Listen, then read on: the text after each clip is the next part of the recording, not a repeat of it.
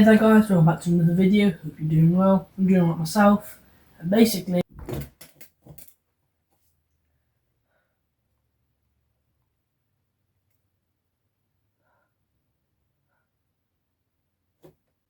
hey there guys, how you doing? I'm doing alright myself.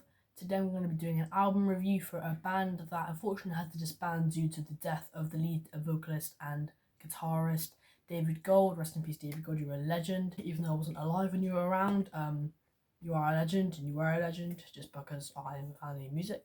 So yeah, rest in peace. And today I'm going to be reviewing this band's third studio album. Their 4 studio albums, apart from an EP. The Green Album. So if that's inverted, I'll flip that around once we get into the unboxing part of the video. This album was released in 2009 and is personally one of my favourites, if not my favourite Ypres-The album. I can't quite choose which is my favourite Ypres-The album. It's kind of hard to choose.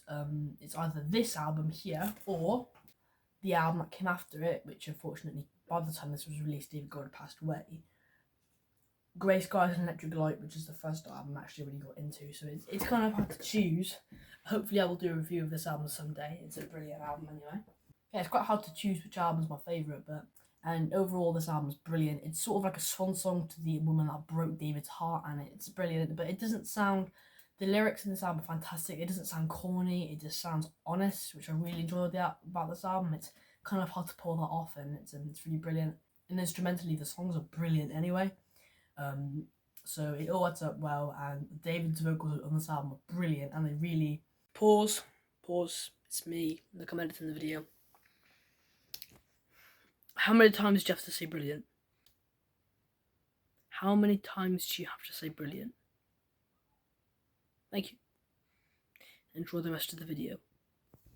This album really defined the band's sound, even though they had gone through some lineup changes, and this lineup, apart from David, didn't even last until the last album, which came out 3 years later, 4 or 3 years later, and it's the band's most popular album, so I think it's the most popular album. Well, it's definitely one of them, at least. Anyway, that's enough. Let's get into the review of this album. So the first track is starts off mellow, but it gets into more metal territory. Shards of Love, which is in some issues it's called Shards of Love in brackets Hurt Forever. Not in this case, but still really cool. The song is beautiful. It's one of my favourites on the album, if not my favourite. The song is absolutely beautiful. The intro is fantastic and so mellow with cellos, which is one really good thing about this album I like. And the song describes that perfectly. It's absolutely beautiful. David's vocals are brilliant. And there's no black metal, death metal shouting. There isn't much of it on this track, except for towards the end, just some in the mix, buried in the mix. Love the lyrics, and David's vocals melodies are fantastic. Second track is Everything I Touch Turns to Gold, Then to Coal, which is a beautiful song.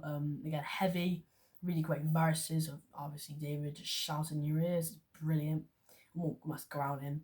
And it sounds so angry. The song has got a beautiful chorus of David's like soaring and low vocal melodies. You know, everything I touch turns to gold, then to cool. Better than that actually. It's beautiful, and the whole song's amazing. It's crunchy, it's punchy, and it's amazing riffs. The third track is By the Time You Read This I Will Already Be Dead, which is one of the best written songs on this entire album lyrically. The instrumentation, the way the drums and the guitar, mainly the guitar and drums, hook during the intro, for example, during the chorus, is just amazing. It's progressive metal feel to it, which I don't know why, but it's beautiful. I say beautiful because it's beautiful, but it's also heavy. It's so hard to describe. It's something else. The song is fantastic, and it's one of the best on the album. It's definitely a standout. The fourth track, which is the only track that Ypres-The ever got a music video for, I Was Buried in Mount Pleasant Cemetery, about how David, he lives near this cemetery, and one day he's changed and a whole different part of him was born. It's kind of hard to describe. You have to watch one of his interviews, but it's really great. And the song is beautiful. It ends with some growling, and the whole song is just beautifully instrumental. It's so doomy. It's just crushing, as most of the songs are, and it's great. The music video is quite obviously very cheaply done in a good way though. It's just the whole song is just, It's fantastic. It fits so well, and all the songs on this album blend perfectly. There's maybe a couple of tracks on this album which we'll get to that just didn't quite blend with the surrounding songs, but it's great. It's really great. The fifth track is The Dirty Window of Opportunity. Can You Get Here in 10 Days? Which is, I don't mind the song. All the songs on this album are great, but it's one of the songs that doesn't quite catch to me or get me really. It's a good song. It's actually got some good riffs and great riffs. I don't hate the song by any means. I don't dislike it. I just think that the rest of the album it falls flat. But it's still good. It's still great. It's typical as Ypres. It's not like it sounds anything different from it. It's just, I think it's just the melodies and whatnot just didn't quite fit. Editing me here again. I completely forgot to review the sixth track, And I Am Pining for You. I'm just gonna review it like I usually do. I just completely forgot to review it. My bad. It happens sometimes. It's an alright song. It's one of the songs that I thought it just didn't really. The lyrics are really good, but it's one of the songs that, again, just like the previous track, didn't quite fit with me like the other ones do. But it's still a good song. I still do enjoy it. It's one of my favourites out of the ones that didn't quite fit with me. Lyrically is great too, but yeah, I don't know. It just didn't quite connect with me. That's all I can. That's the only explanation I can give for it. The seventh track is the almost amusing to me, Wet Leather, which is actually a really crushing song. Depressing, practically every single Woods Ypres song is immensely depressing, so there's no point to even mentioning that. This album obviously being like the depressing album. And it's great, I love the riffs. It's just that the chorus is literally just David going, "Life is just pain and piss. There's nothing that I will miss." It just sounds funny to me personally. Not that I have anything wrong with it. I mean, it could have maybe been a better line, but it's true. Life is just pain and piss. A great song. It's classic. It's one of the fan favourites from this album, and rightfully so because it's brilliant. The eighth track is the Suicide Cargo Load, Drag That Weight, which is one of the most supporting songs I've ever heard. It's brilliant. It's got such a doomy riff. The song is literally just David in his black metal growling voice, and the song is heavy. It's so heavy and it's doomy, but the lyrics are literally just David, it's sort of like a bro to you. It's sort of like David's like your bro. He comes over to your house and you're saying, "Bro, I don't think she knows I exist," and then she says, "Just drag that weight. Just drag that weight, man. Just drag that weight." It's great. It's really great. The lyrics are just fantastic, and it's really supporting song in some way. The ninth track is the only song I really think it fits on this album, thematically really. It's still a great song. I still absolutely love the song. It doesn't fit on the album, but that takes away no experience I have from the song. That's just a statement. House and Quarters is a bit like punky-ish, but it's one of the shorter songs on the album. But it's really great. It's really cool. It's just entertaining. It's not as crushing and as dark and deep as the other songs, but it's still great. And it's just David shouting at you. So it's a great song. It's great. It's not too long. It's not too short. It's just for what it is. It's perfect. The 10th track is the 1 minute and a half acoustic song, You Are Here With Me in the Sequence of Dreams, which is basically just David in his deep voice. You are with me here. No! With his acoustic guitar. And apart from it being the only song that really has mainly led by an acoustic guitar, and some would say that means it doesn't fit on the album. It does. Thematically, it really does. It's beautiful. It's short, but it's beautiful, and it's some would say it's a filler song because technically it is, but with depth to it. So I don't call it a filler song. The 11th track is the quite decent Retro Sleep in the Morning Calm. It doesn't even sound like someone wrote it properly. I know. Yeah, it's alright. It didn't quite reach me as the other tracks. It's a decent song. It's got some good riffs and it goes over my head a bit, but apart from that, it's a good listen. The 12th track is the amazing Don't Open the Wounds, Skywide Arms Spread. It's fantastic. It's amazing chorus with David it's really full of David just shouting in your ears, but not like the ground shouting, just passionately shouting. It's great. It's basically a song. It's sort of like Suicide Cargo Load. It's sort of literally just telling you, mate, don't hurt yourself. The 13th track is the Natural Technologies. It's alright. I don't mind it. It's got actually call it like just atmosphere to it, but you know. Again, it's a good song. It's a good song. I do enjoy it, but again, compared to how good the rest of the album is, and it's just these couple songs. Just the 14th track is one of the most story-driven songs. That the mirror reflection and the hammer reinvention. It's a brilliant song, and it's got a really good bit in the second half of the song.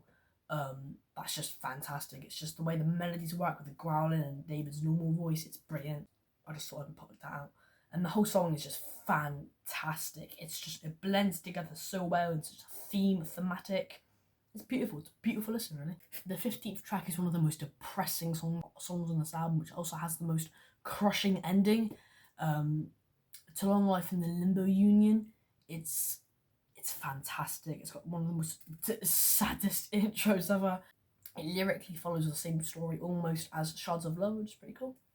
And the whole song is fantastic. I know I've said fantastic a lot in this review, but it's the only way to put it. It's a great song. It's depressing, and as I just mentioned, the outro is so just angry and emotional. It's brilliant, very cathartic is what the phrase I'm looking for.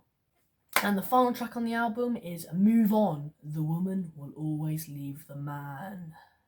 This song is one of the most crushing on the album. It's one of the shortest, 2 minutes and 59 seconds, practically 3 minutes, but it's amazing. Just saying, the riff's just brilliant, and the song just slowly just gets just very, very subtly just gets slowly more depth to it, and the melodies, some of the best David Gold melodies vocally. They shout, the soaring, the yelps, and the lyrics. It's fantastic. It's absolutely beautiful, and it's very cathartic. Very cathartic. And that's it. That's Woods of Ypres' third studio album, The Green Album. So, overall, brilliant album. I'm gonna have to give it an 8 out of 10. Easily be a 9 or 9.5 out of 10, really, if it wasn't just for the song that didn't quite catch up to me. Or maybe if the songs were better, but 8 out of 10 is what it's getting from me. Fantastic album, and if you're into black metal, or even DSBM, which stands for Depressive Suicidal Black Metal, in case you're wondering, it's totally worth listening. It's absolutely fantastic. So that's the review out of the way. Let's get into the unboxing part of the review. Alright guys, here's the CD. Very strange cover, but pretty cool. It's the third full-length album, but it's the fourth release that the band had done. As they did an EP before they started doing the full-length albums. It's the spine with the Ypres. There's the back, really cool monument there. Credits on there with the tracks. The inside is David Gold there, his fists clenched with him, bassist, drummer and guitarist. Great members, all of them. Liner notes. Cool disc there with I don't know what the band were kind of going for, really, but really cool looking. And there's behind, it's the exact same design, or mostly the exact same design as the disc. And here's the booklet, just a paged one. There's the first 2 pages. Middle page or middle pages.